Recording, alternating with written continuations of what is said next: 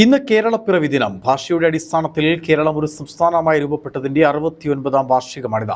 ഐക്യ കേരളത്തിന് വേണ്ടിയുള്ള പ്രക്ഷോഭങ്ങളുടെ ഫലമായി 1956 നവംബർ 1 തിരുവിതാംകൂർ, കൊച്ചി, മലബാർ എന്നീ പ്രദേശങ്ങൾ കൂട്ടിച്ചേർത്തുകൊണ്ടാണ് കേരള സംസ്ഥാനം രൂപീകരിച്ചത്. ലോകത്തെമ്പാടുമുള്ള മലയാളികൾ അഭിമാനത്തോടെയാണ് കേരളപ്പിറവി കൊണ്ടാടുന്നത്.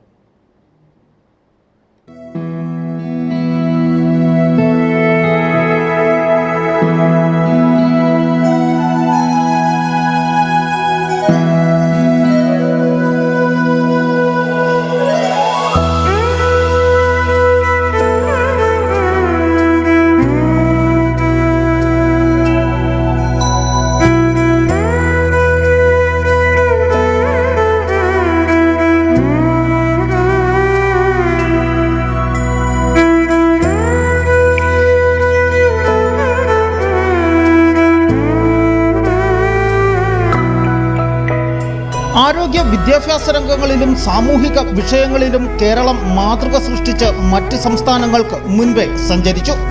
സാമൂഹ്യ സാമ്പത്തിക രംഗത്തെ ഭൂപരിഷ്കരണ ബിൽ, വിദ്യാഭ്യാസ ബിൽ, അധികാര വികേന്ദ്രീകരണം, സാക്ഷരതാ യജ്ഞം, ജനകീയാസൂത്രണം, പരിസ്ഥിതി സംരക്ഷണ സമരങ്ങൾ തുടങ്ങി പ്രതീക്ഷയുടെ നാളുകളായിരുന്നു.